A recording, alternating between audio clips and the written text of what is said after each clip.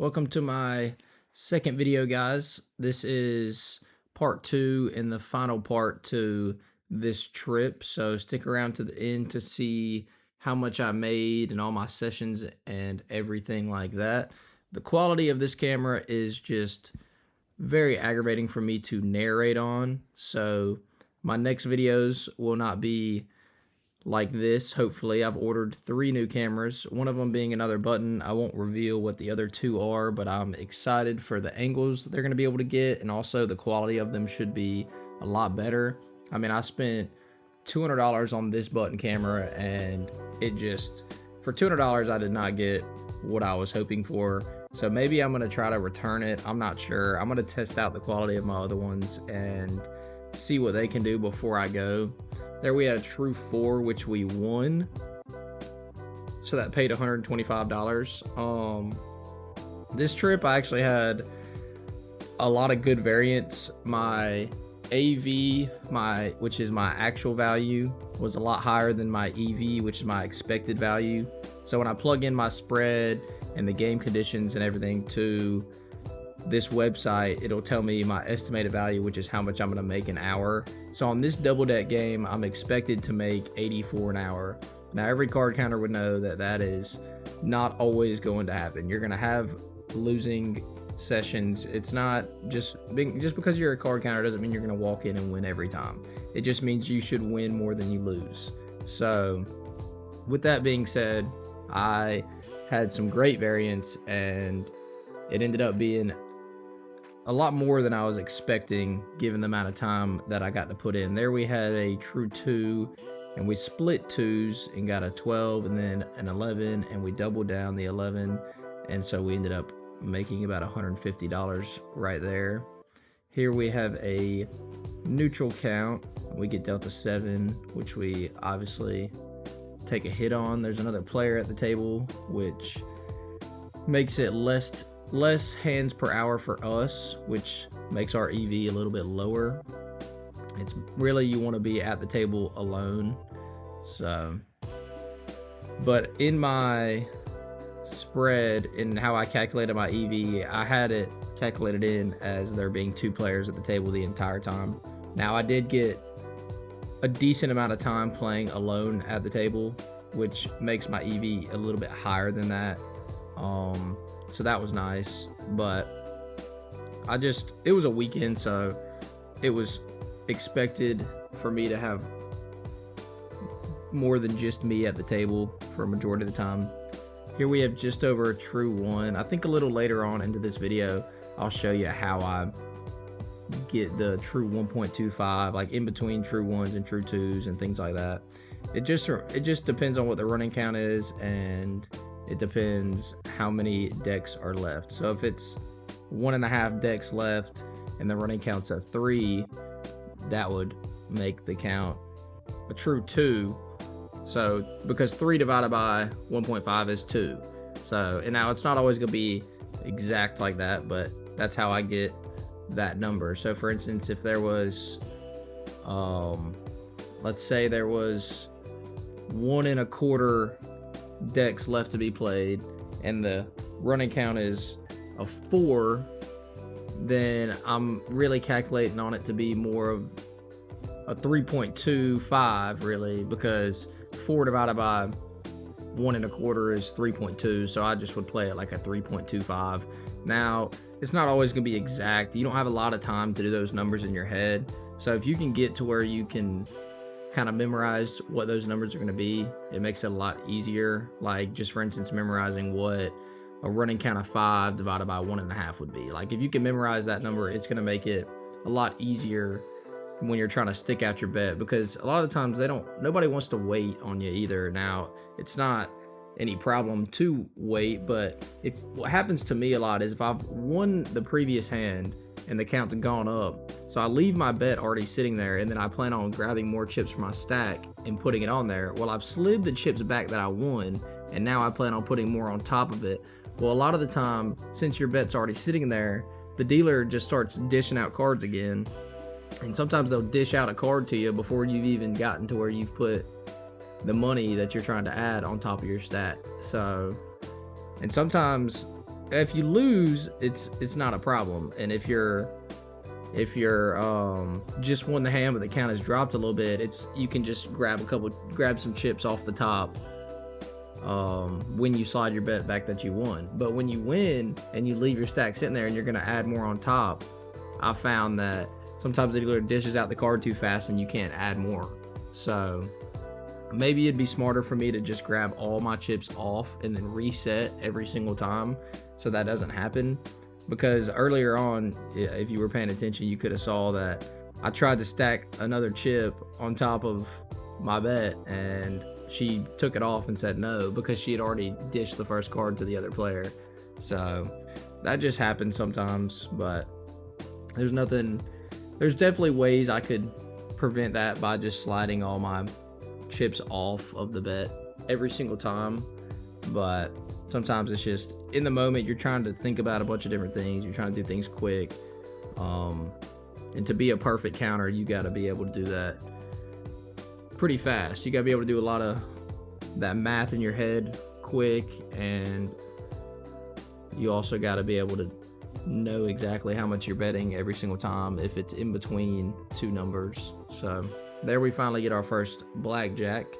So this is all the footage I have from this trip is between my first video and this video.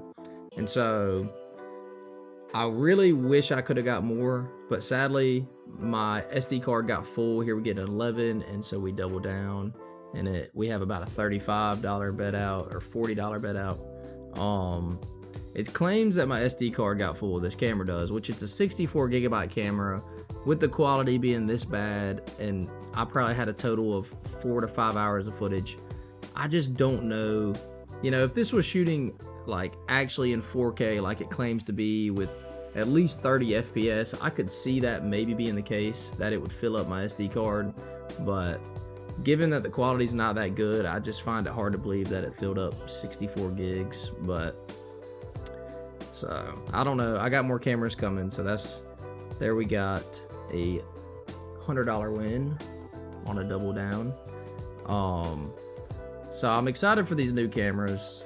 I'm really hoping they're gonna make a big difference for me, because it'll make it so much easier for me to narrate this, and it'll also make it so much easier just to watch and follow along. So I'm excited for that. Here we have a true 1.5, and we get dealt a soft 19.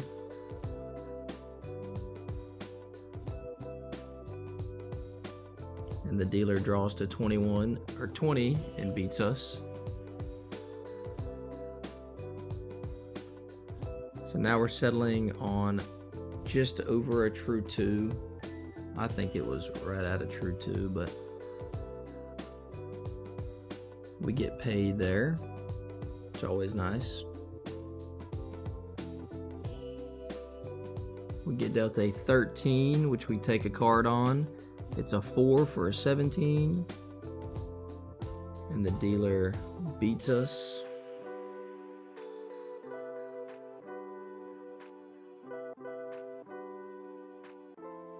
Here we get dealt a 12 on a true 2, and we lose that one. Now we have a true 3 with a $75 bet out. We get dealt a 14. And the dealer has an ace up. You take insurance on a true 3 or higher. So I'm taking insurance.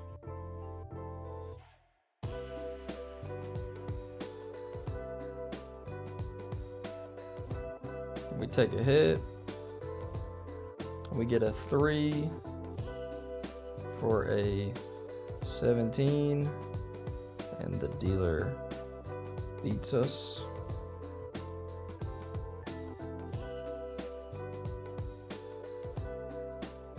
Now we have a true 4. We get dealt a 12, which we have to take a hit on, and of course we get a 10 and bust.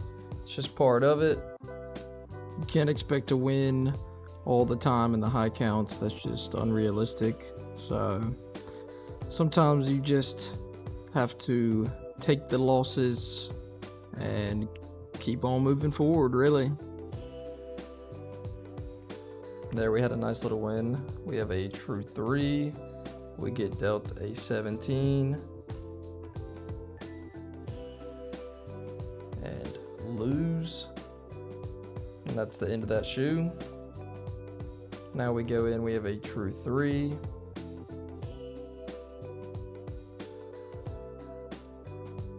True 2, actually. Not sure what we got dealt, but we stand on it. Must have been, and we lost. So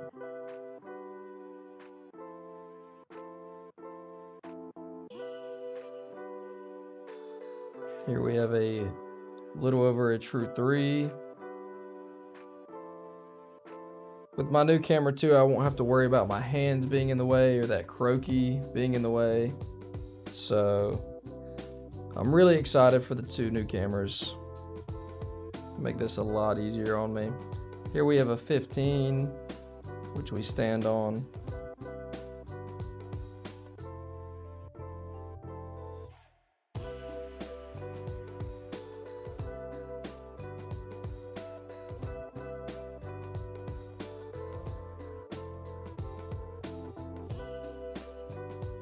So here you can see it's like 1.1 decks remaining.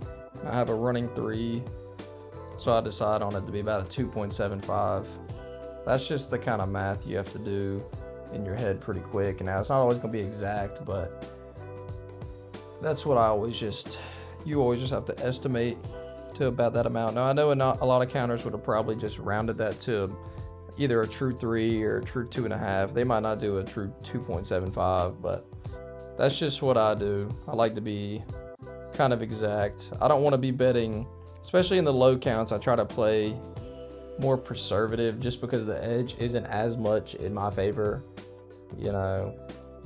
So like sometimes if it's almost a true 3, you know, most people would be like, well, bet $65, $70 because it's almost a true 3. But usually I kind of round down in that instance. Like I would probably bet like 60 or 65, like, or maybe even 55 if it's just over a true 3 or true 2. But anyway, here we have a true 2, get a 16, and the dealer has a 10 underneath, has a 10 up with an ace underneath, and just snags our money instantly. We have a 13, we take a card, get a 6 for a 19, and ends up being a win. Now the counts rose a little bit, so we have a true 1. We get dealt a 9 versus a dealer 3 through 6. And she draws and beats us, sadly. You can see the profit is just dropped significantly. But that's not completely accurate, like I said in the last video, because it's just based off what I have footage of, you know. So whatever footage I take out, which in negative shoes or footage that I just didn't capture, it doesn't necessarily account for this entire session. This footage is probably from like a 2-hour span that I played, possibly.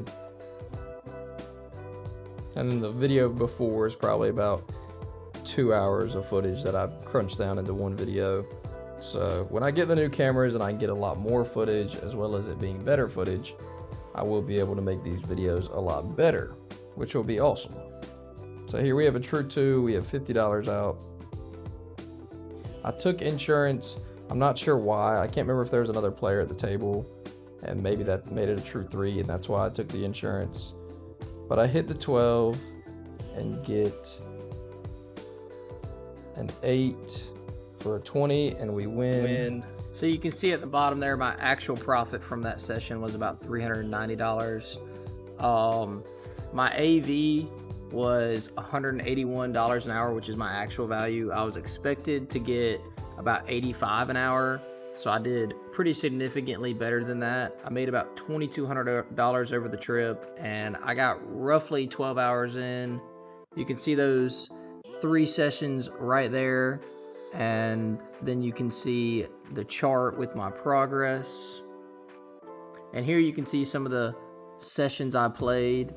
I think there was 2 or 3 other sessions that I just left out of this picture, but they were all in the profit. I made money on all of them. You can see that $600 one was actually a 6-deck game where I was only expected like $30 to $40 an hour, and made $600 on it playing with my girlfriend and my friend. And they would just sit out, and every time the count got higher, I'd tell them to jump in. And so we did that for a little while and ended up doing all right. And that's the end of my second video. I'm hoping the next one to come will be way better and better quality, new cameras. So I'm excited for that. And thank y'all for watching.